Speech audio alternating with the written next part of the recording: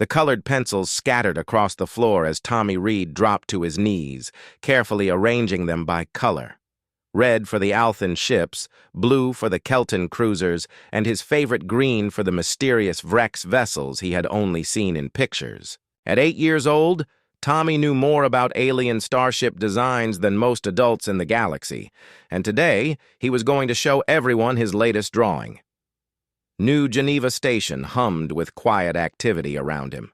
The diplomatic quarter where his family lived was always busy, but today felt different. His mother had been nervous all morning, checking her datapad more often than usual and speaking in hushed tones with his father. Tommy understood that important aliens were coming to visit, but he did not understand why this made everyone so worried. "Tommy, stay close to the residential area today," his mother, Rebecca, had told him over breakfast. "The council delegation is here for serious business." But Tommy was not thinking about serious business. He was thinking about the amazing opportunity this presented. Real aliens, right here on his station, and he had the perfect gift for them. His drawing showed their ships flying together with human vessels, all in formation like the pictures in his favorite storybook about galactic friendship. The main promenade stretched out before him as he made his way toward the diplomatic wing. New Geneva Station was not large compared to the great space cities he had read about, but to Tommy it felt enormous. Shops selling goods from dozens of worlds lined the walkways, and the viewing ports showed the beautiful blue-white star that the station orbited. His parents worked as cultural liaison officers, helping humans and aliens understand each other better. Tommy had grown up hearing stories about different alien species, their customs, their art, and their amazing technologies. Unlike many human children who might be afraid of aliens, Tommy was fascinated by them. He collected holographic trading cards showing different alien species and dreamed of the day he could visit their homeworlds. The diplomatic wing was more crowded than usual. Human security officers stood at attention near the main conference room, and Tommy could see several aliens walking through the corridors. His heart jumped with excitement when he spotted the distinctive purple scales and tall frames of the Althan delegation. The Althan were one of the most powerful species in the Galactic Council. Their homeworld was ancient, and they had been traveling between stars when humans were still learning to make fire. Tommy had 3 Althan trading cards, including one rare holographic card showing their flagship, the Dominance. He hoped they would like his drawing. Inside the main conference room, tensions were rising rapidly. The human delegation sat across from representatives of 6 alien species, with the Althan group taking the central position. Commander Vrath, the leader of the Althan delegation, was not in a diplomatic mood. The Galactic Council requires full access to human military encryption codes, Vrath stated, his voice carrying the authority of someone used to being obeyed. "This is not a request. This is a condition of continued human participation in galactic affairs."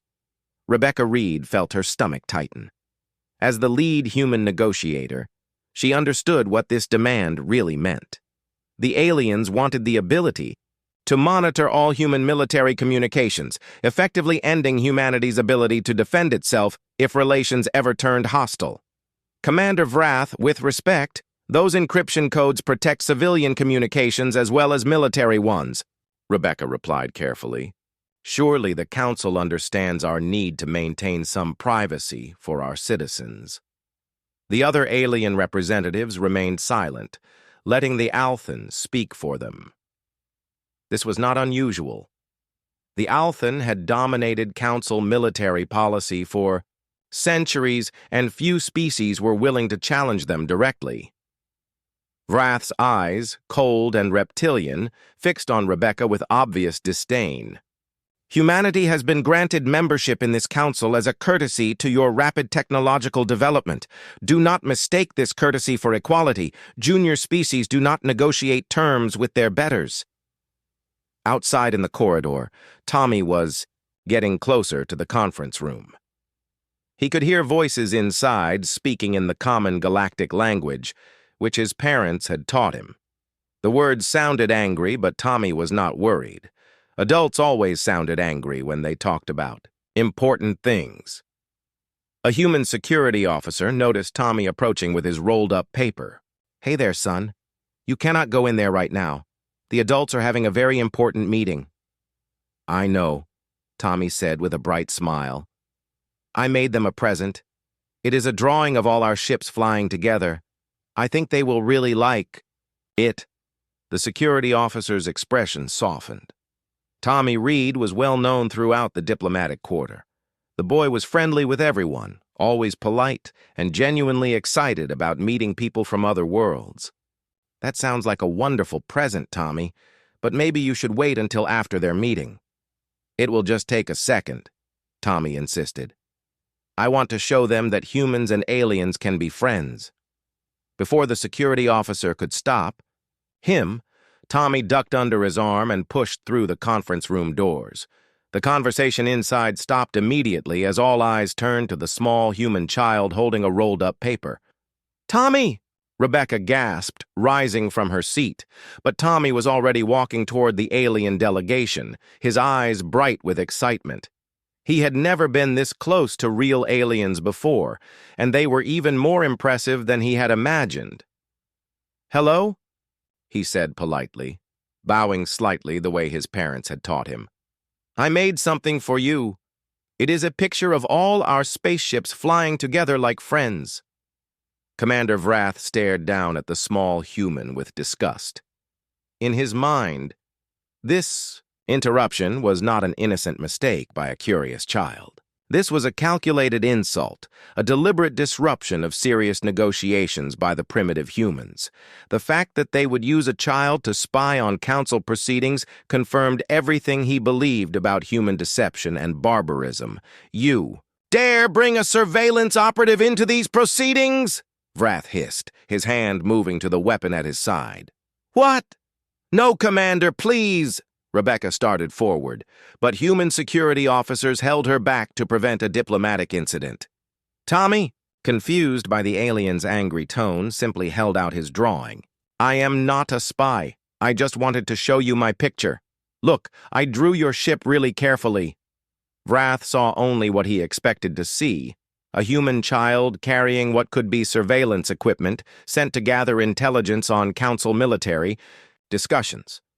His decision was made in an instant, justified by centuries of Althan superiority and decades of growing resentment toward humanity's rapid rise. The plasma disruptor fired once. Tommy Reed collapsed to the floor, his drawing still, clutched in his small hand. The paper slowly unrolled, revealing a carefully colored picture of human and alien ships flying side by side under a bright yellow sun with the words, "Friends Forever," written in a child's careful handwriting across the top. The conference room fell into absolute silence. Rebecca's scream echoed through the diplomatic wing as she broke free from the security officers and ran to her son. But there was nothing anyone could do. Tommy Reed, age 8, lover of alien cultures and dreamer of galactic friendship, was gone. Commander Vrath holstered his weapon calmly. "Let this be a lesson about human deception," he announced to the room. "The Council will not tolerate espionage, regardless of the age of the operative." Within hours, the news spread across human space. A child had been murdered in cold blood during peace negotiations, and the Galactic Council was calling it justice. The funeral service for Tommy Reed was broadcast to every human world in the galaxy. Billions watched as the small casket was lowered into the earth of New Geneva Station's Memorial Garden, while his mother Rebecca stood supported by friends, too broken to cry anymore. The image that burned into every human mind was not the casket, but the drawing that had been found in Tommy's hand, now displayed in a place of honor showing ships flying together under the words, "Friends Forever." Inais. The weeks that followed, the Galactic Council's response made everything worse.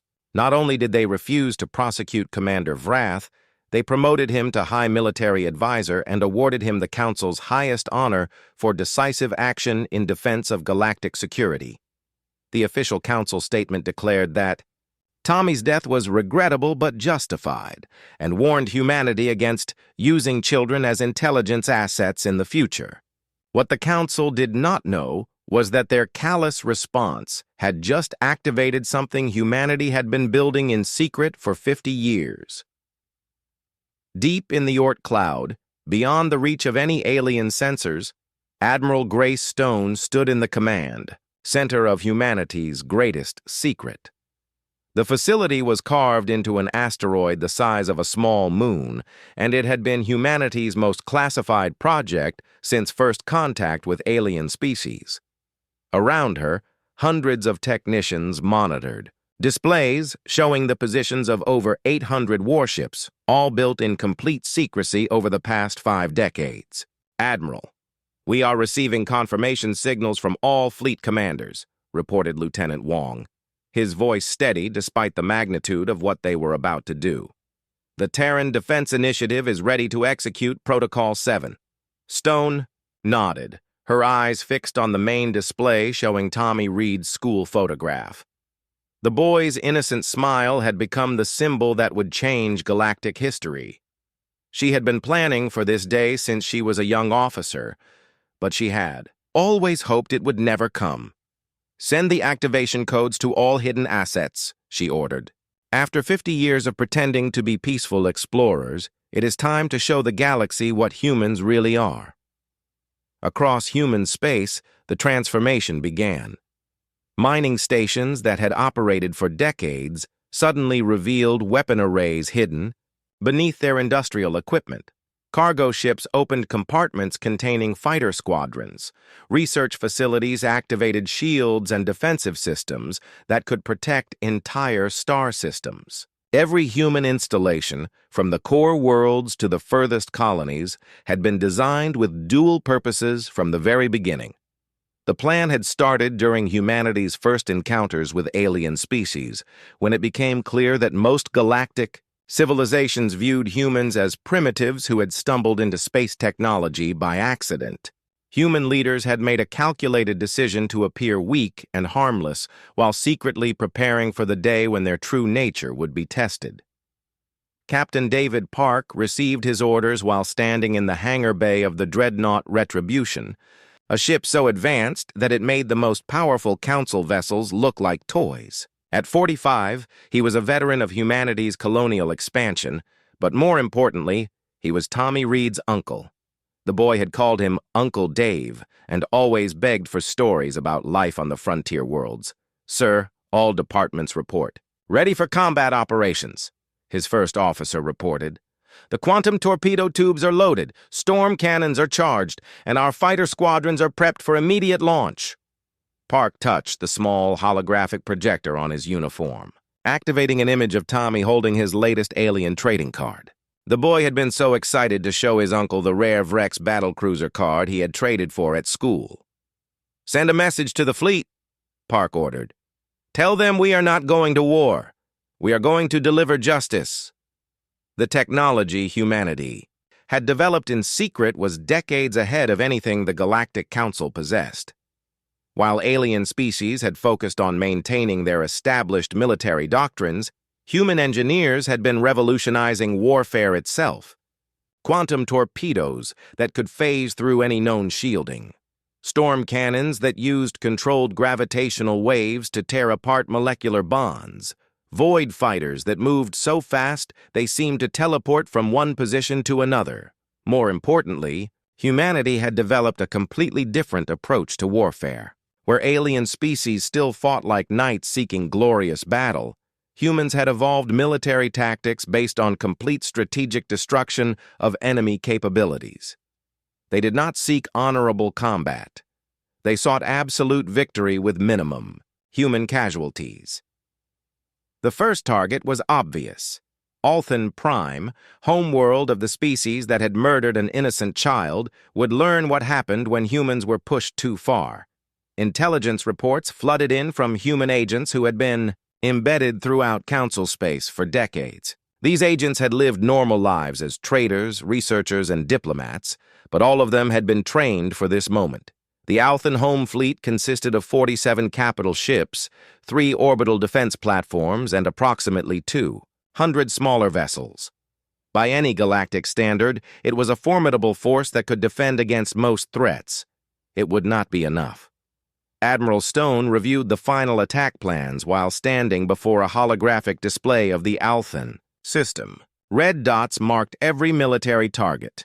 Blue dots showed civilian areas that were to be avoided, and green dots indicated human assets already in position. The Althan believe they are dealing with primitive humans who barely understand space combat, she said to her senior staff. They are about to learn that we have been studying their tactics, their technology, and their weaknesses for 50 years. This will not be a battle. This will be a demonstration. The hidden human fleet began moving toward their target, ships emerging from asteroid bases and deep space facilities that had remained undetected since their construction. Each vessel was painted in matte black and equipped with stealth technology that made them nearly invisible to alien sensors. They moved in perfect formation, their crews trained to a level of precision that no alien military had ever achieved. On Earth, President Martinez addressed the human population in a broadcast that would be remembered forever. For 50 years, we have extended our hand in friendship to the galaxy, only to be treated as children playing with toys too dangerous for us to understand. Today, that pretense ends. The murder of Tommy Reed has shown us that there can be no peace with those who view human life as worthless. The president paused, looking directly into the camera with the expression of someone who had just made the hardest decision of her life. We tried to be their friends. They chose to be our enemies. Now they will learn what human friendship was protecting them from. In the Althan system, routine patrols continued their normal schedules. The aliens had no idea that over 300 human warships were approaching their homeworld, invisible to their sensors and carrying enough firepower to level entire continents. Commander Vrath was attending a celebration in his honor, accepting congratulations for his decisive action against human espionage. The celebration would not last long. Admiral Stone gave the final order as the human fleet reached the edge of the Althan system. All ships, this is Admiral Stone. Operation Tommy's Vengeance is now active. Show them what happens when humans stop pretending to be harmless. The war that would reshape galactic civilization was about to begin, and it would start with a lesson that the galaxy would never forget. Humanity had spent 50 years learning to be peaceful. Now they would spend the next 50 years teaching the galaxy to fear them. The morning shift on Althan Prime began like any other day in the capital city of Korthax. Workers commuted to their jobs in gleaming towers that had stood for 1,000 years, confident in the protection of their home fleet and the strength of their ancient civilization. In the orbital shipyards above the planet, new vessels were under construction, using technology that had dominated galactic warfare for centuries. None of them knew that death was approaching their world at faster-than-light speeds. Commander Vrath stood on the observation deck of the Althan High Command building, accepting praise from junior officers for his brilliant handling of the human situation. The ceremony honoring his promotion had lasted 3 days, and today marked the final celebration. Below him, the city sprawled in geometric perfection, a testament to Althan's superiority and order. Sir, the humans have been remarkably quiet since the incident, reported his aide, a young officer eager to impress his superior. Our intelligence suggests they are too primitive to mount any meaningful response to your decisive action. Vrath's cold eyes reflected satisfaction. Exactly as expected. The humans needed to learn their place in the galactic order. Sometimes a harsh lesson prevents greater conflicts later.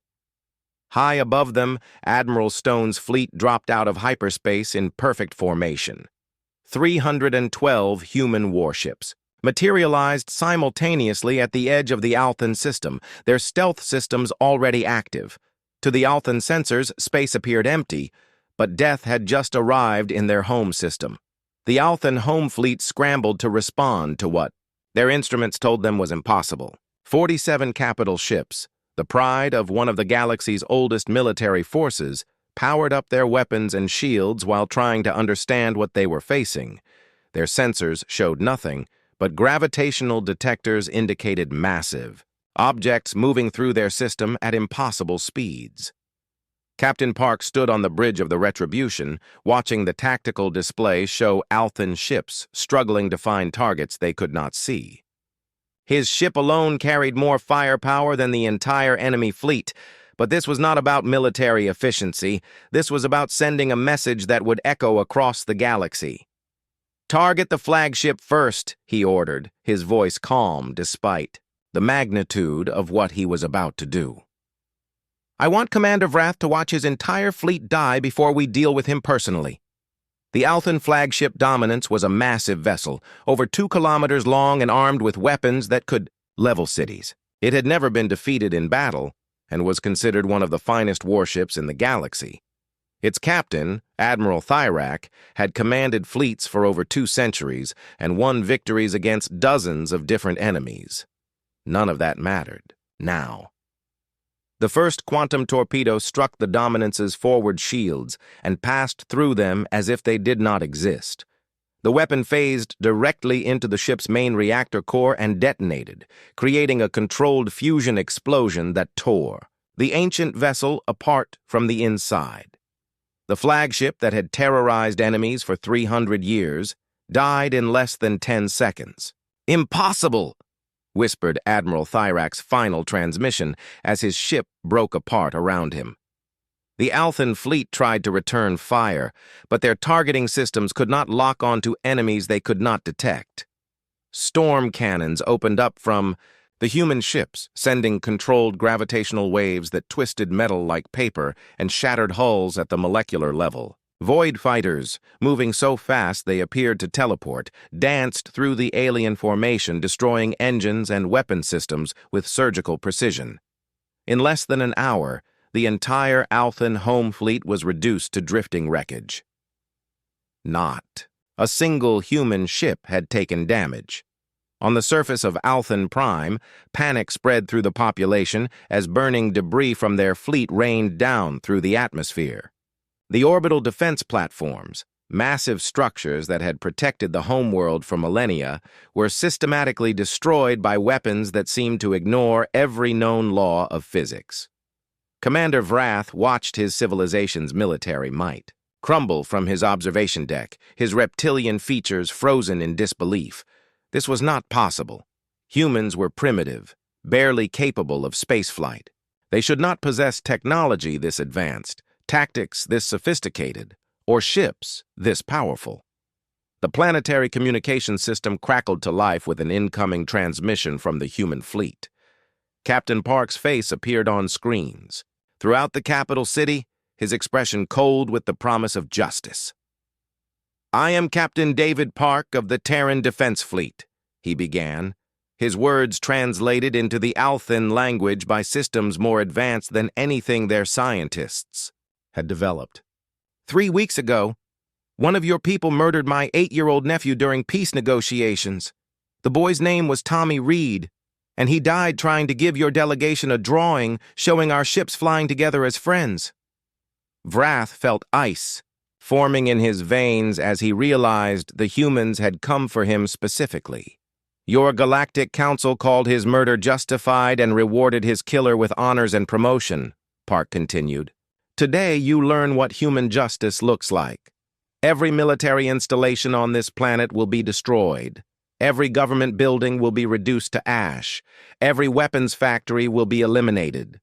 Your civilization's ability to wage war ends today." The bombardment began with precision that shocked even human observers. Storm cannons targeted specific buildings while leaving surrounding civilian areas completely untouched. Military bases vanished in controlled explosions that did not even break windows in nearby homes. Government complexes were reduced to smoking. craters while schools and hospitals remained perfectly intact. The Althan people cowered in their homes, waiting for the destruction that never came. The humans were not targeting civilians. They were systematically dismantling the military and political infrastructure that had supported Tommy Reed's murder. But they were going to extraordinary lengths to avoid harming innocent people. This restraint was perhaps more terrifying than total destruction would have been. It demonstrated that the humans possessed enough power to level the entire planet, but enough control to choose exactly what they wanted to destroy. The Althan were not being conquered, they were being neutered.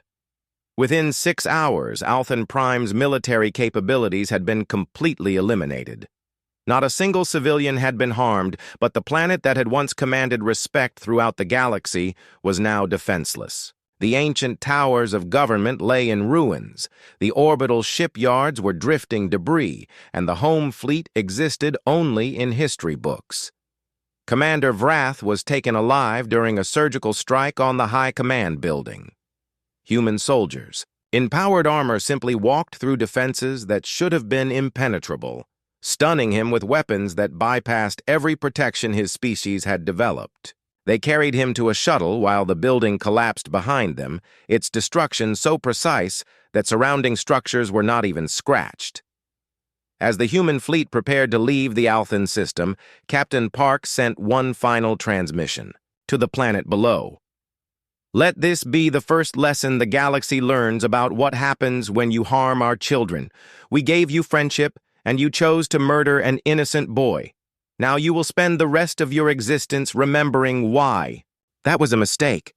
The news of Althan Prime's fall spread across the galaxy at faster-than-light speeds. The impossible had happened. One of the Council's most powerful military forces had been completely destroyed by the species they considered primitive newcomers. The humans had not just won a battle. They had demonstrated technological superiority that made the rest of the galaxy's militaries obsolete. In the halls of power on dozens of worlds, alien leaders stared at reports they could barely believe. The humans had hidden their true capabilities for 50 years, building a war machine in secret while pretending to be peaceful explorers. The species that had been dismissed as barbaric children had just proved they were the most dangerous predators in the galaxy. The war had begun with humanity's complete victory in its opening battle. But this was only the first lesson they intended to teach. Commander Vrath would face human justice, and every species that had supported his actions would learn what it meant to threaten human children. The galaxy's balance of power had shifted in a single day, and it would never be the same again. Emergency sessions erupted across the galaxy as news of Althan Prime's destruction reached every civilized world. In the crystal spires of the Vrex Empire, military commanders studied battle reports that defied everything they understood about warfare. On the water worlds of the Kelton Confederacy, ancient admirals gathered in crisis councils to discuss an enemy that had appeared from nowhere with technology beyond their comprehension. Supreme Chancellor Thyros, eldest member of the Galactic Council and leader of the first species to achieve spaceflight, called for an immediate assembly of all member races. At over 3,000 years old, he had seen civilizations rise and fall, witnessed countless wars, and negotiated peace between species that had fought for millennia. Nothing in his vast experience had prepared him for what humanity had just demonstrated. The human fleet appeared from nowhere, reported Admiral Kess of the Vrex Navy, his tentacles writhing with barely controlled fear. Our long-range sensors detected nothing until they were already in the Althan system. Then suddenly, over 300 vessels materialized and proceeded to dismantle one of our most powerful fleets like it was made of paper. The Council Chamber, a massive space station at the heart of galactic civilization, buzzed with nervous conversations in dozens of languages. Representatives from 47 different species tried to make sense of reports that suggested humans possessed military technology centuries ahead of anything the Council had developed. This cannot be accurate, insisted General Vex of the Crystalline Collective, his rocky features showing disbelief. Humans have been members of this council for only 50 years. They are a young species, barely capable of faster-than-light travel. How could they have developed such advanced weaponry without our knowledge? Chancellor Thyros studied the holographic display showing the remains of the Althan home fleet. Twisted wreckage drifted through space, metal torn apart by forces that defied known physics. The precision of the destruction suggested not just superior technology, but a completely different understanding of warfare itself. Perhaps, he said slowly, we have been making assumptions about human capabilities based on what they chose to show us, not what they were actually capable of. As the Council debated, humanity's war machine was already moving to its next targets. Admiral Stone had divided the human fleet into 17 separate task forces, each targeting a different species that had supported or endorsed Tommy Reed's murder. The galaxy was about to learn that humanity did not fight wars the same way other species did. The Kelton Confederacy discovered this when their primary shipyards at Proxima Tertius simply vanished. The massive orbital construction facilities, which had been building warships for over 500 years, were there one moment and gone the next. Human ships appeared, deployed some kind of new weapon that seemed to erase matter itself, and disappeared before the Kelton Defense Fleet could even respond.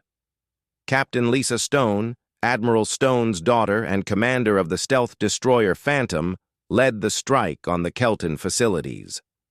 Her ship was smaller than a traditional battleship, but carried experimental weapons that made size irrelevant. The erasure beam she fired at the shipyards did not destroy them in any conventional sense. It simply made them cease to exist, leaving behind empty space where millions of tons of metal and machinery had been moments before. Target eliminated, she reported to her mother through quantum-encrypted communications. The Keltan will not be building any more ships to threaten human children. Similar strikes hit Council military assets across known space. The Vrex Empire watched their battle fleet disappear in the nebula of whispers, victims of human weapons that turned their own shields against them. The Crystalline Collective found their home system blockaded by human vessels that could not be detected until they chose to reveal themselves.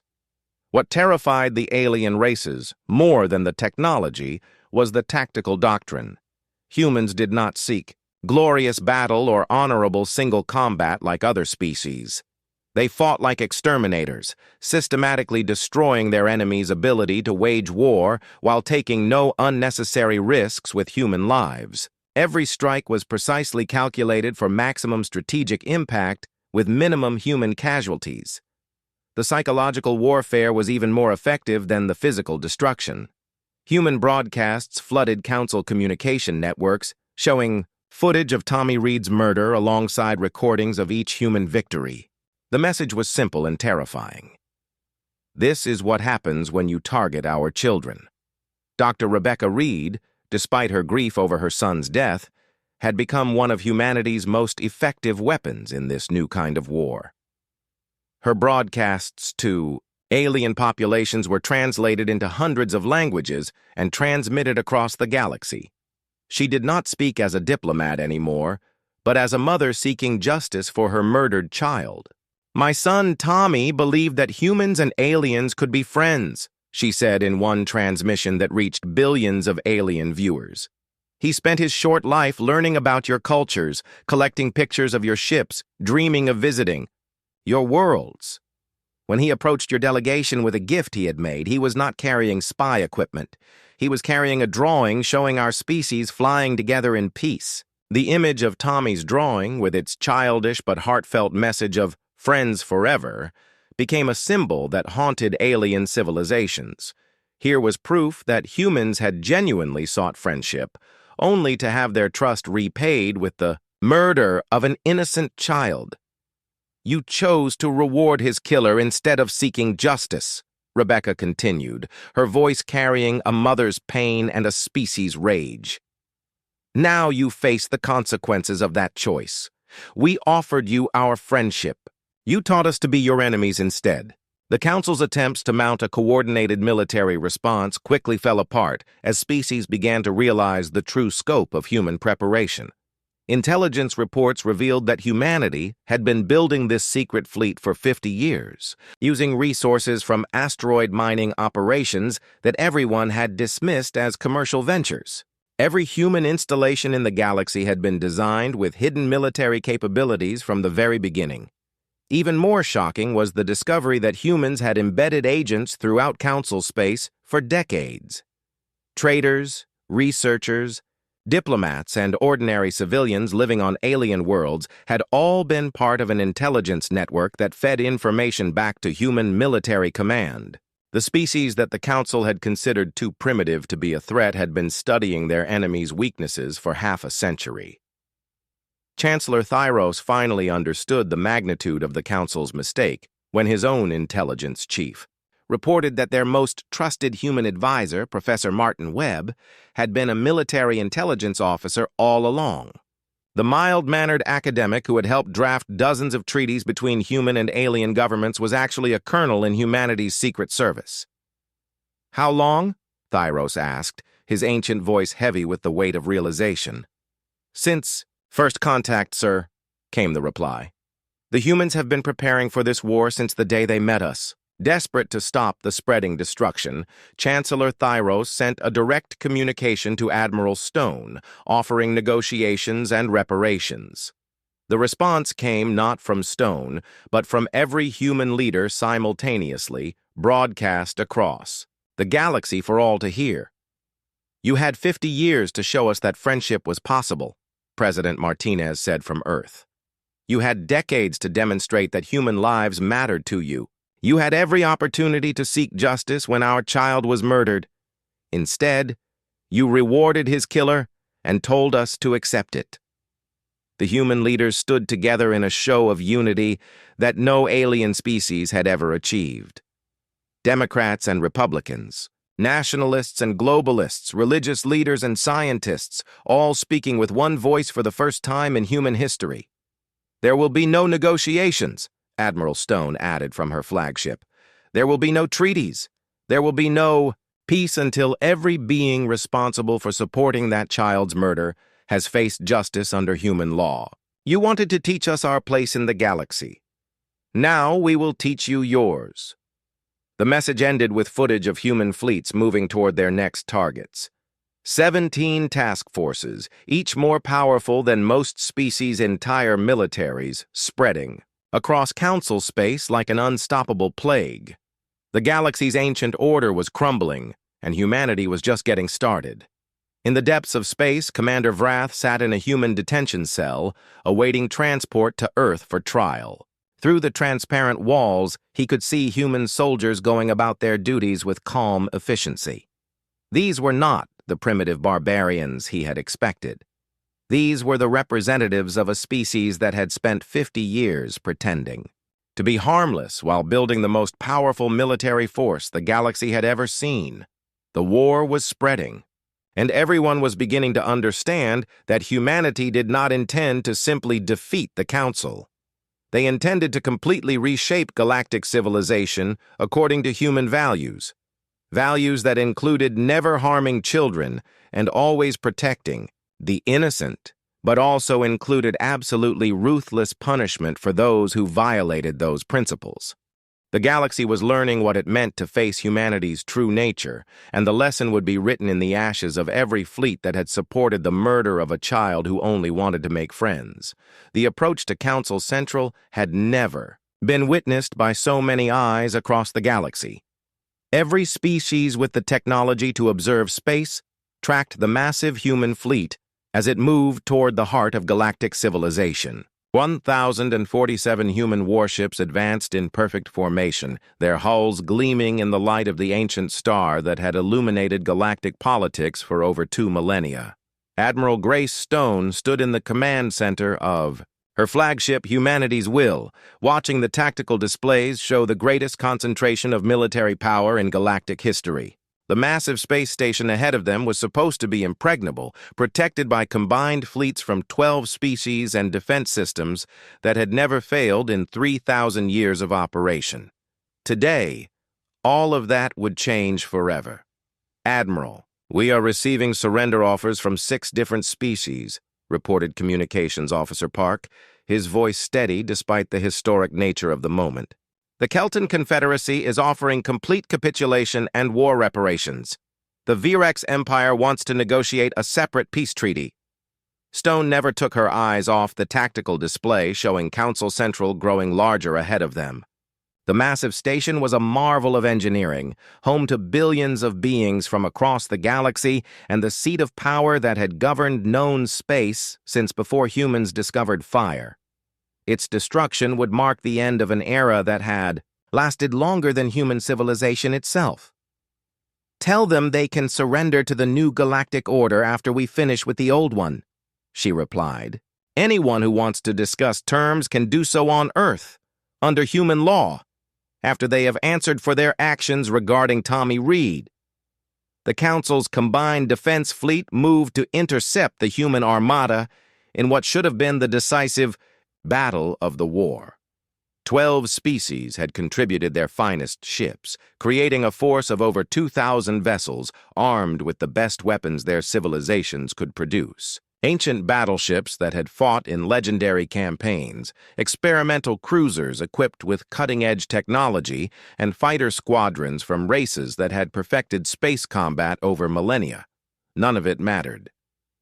The battle that followed would be studied in military academies across the galaxy for centuries, not because of its tactics or strategy, but because of how completely one-sided it was. Human weapons had evolved far beyond anything the Council could imagine, and their tactical doctrine made traditional space combat obsolete. The humans did not charge into battle like honorable warriors. They did not seek glorious single combat between massive ships. Instead, they fought like a force of nature, coordinated and unstoppable.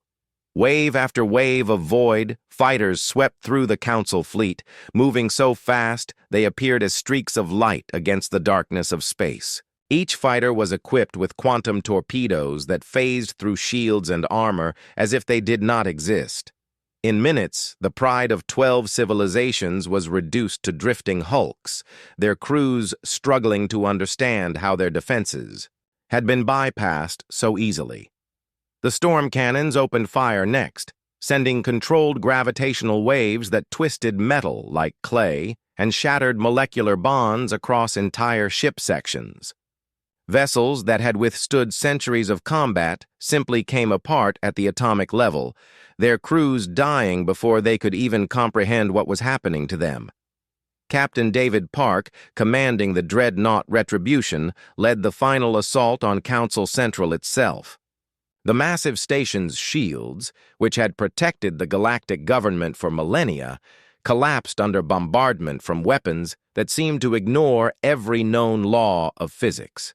Defense platforms that could destroy entire fleets were eliminated by single shots from human vessels a tenth their size. "All stations, this is Admiral Stone," came the broadcast across all human ships. "Council Central is defenseless. Begin precision strikes on government and military targets only. Civilian areas are to remain completely untouched. We are here to end a corrupt system, not to murder innocents." The bombardment that followed was a masterpiece of controlled destruction. Human weapons struck with surgical precision, reducing government buildings to ash while leaving residential areas completely unharmed. Military command centers vanished in precisely controlled explosions that did not even crack the windows of nearby civilian structures. Inside Council Central, Chancellor Thyros watched his civilization's seat of power crumble around him through the transparent walls of his ancient office. At over 3,000 years old, he had seen empires rise and fall, but he had never imagined that the galactic order he had helped create would be destroyed by a species that had achieved spaceflight less than a century ago. The communication system activated, and Admiral Stone's face appeared on screens throughout the station. Her expression was calm, but her eyes carried the weight of absolute authority, backed by unquestionable power.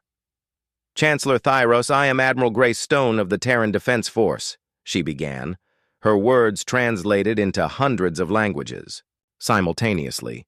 For 50 years, humanity has tried to work within your system.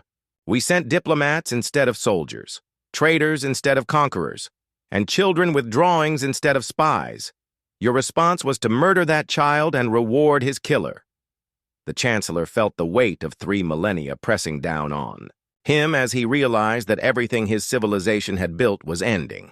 The Galactic Council, the ancient treaties, the careful balance of power between species, all of it was being swept away by beings his people had dismissed as primitive newcomers. The Galactic Council is hereby dissolved, Stone continued, her voice carrying across the station and being broadcast to every civilized world in the galaxy. Any species that wishes to participate in galactic affairs will do so under new treaties that recognize human authority and the fundamental principle that harming children is unforgivable. The terms humanity offered were not negotiations. They were statements of the new galactic reality. Every species that had supported or enabled Tommy Reed's murder would face trials on Earth under human law. Military forces throughout Council space would be reduced to defensive capabilities only. Most importantly, every world would establish schools where their children would learn about the small human boy who had only wanted to make friends, and why his death had changed the galaxy forever. Some species chose to resist. The Zephyrian hegemony attempted to mobilize their deep space fleets for a final assault on human colonies. They discovered that humanity's intelligence network had been tracking their movements for decades. Their secret fleets were destroyed before they could even leave port, eliminated by human ships that had been waiting in nearby star systems for exactly this possibility. Other races chose a different path. The Meridian Alliance, a collection of peaceful trading worlds, sent envoys to Earth with formal apologies for their government's support of Council policies. They offered to establish the first alien memorial to Tommy Reed on their capital world, creating a garden where children from across the galaxy could learn about the importance of protecting innocence.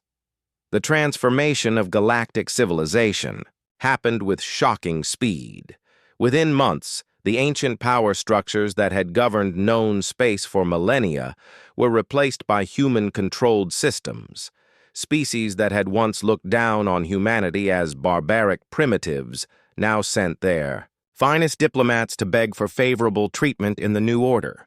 Commander Vrath's trial became the most watched legal proceeding in galactic history.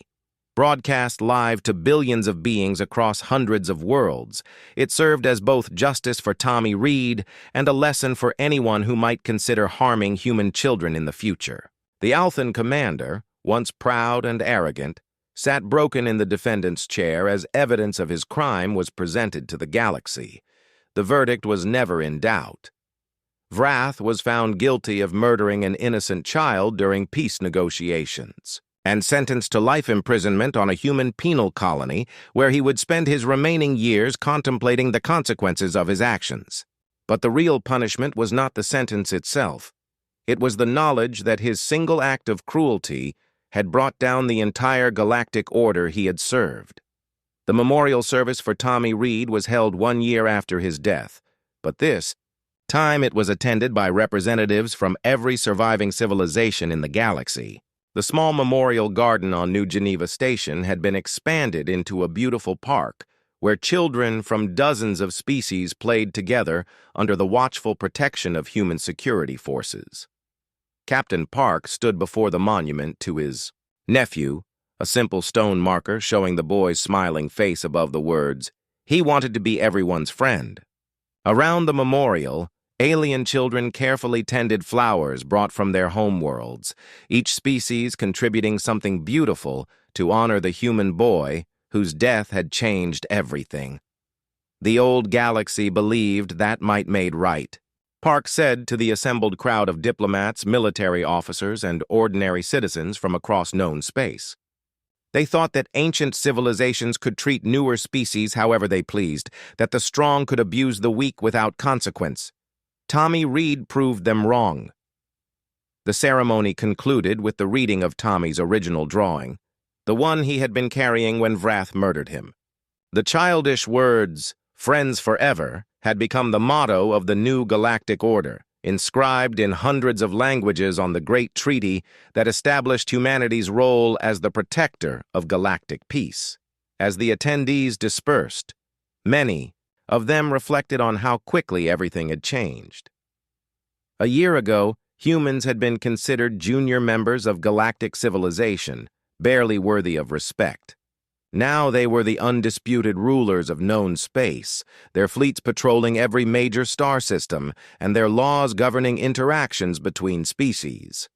The transformation was complete, but humanity's true achievement was not military conquest. They had created a galaxy where children could dream of friendship between species without fear, where the innocent were protected by those with the power to defend them, and where the murder of a single child could bring justice for every being in the universe. Admiral Stone returned to her command center in the Oort cloud, now transformed, from a hidden military base into the headquarters of the new galactic government. On her desk sat a holographic image of Tommy Reed holding his trading cards, the boy's innocent smile serving as a constant reminder of why humanity had chosen to reveal its true nature to the galaxy. The old order was gone forever. In its place stood something new, something built on the simple principle that had driven humanity to the stars in the first place, that children deserved to grow up in a universe where their dreams of friendship and peace were protected by those strong enough to make them reality. The galaxy had learned what happened when humans stopped pretending to be harmless. Now it would learn what happened when they chose to use their power to protect innocence instead of destroying it. Tommy Reed's dream of friendship between species was finally coming true, enforced by the most powerful military force the universe had ever seen. The war was over. The peace that followed would last as long as humanity remembered why they had fought it.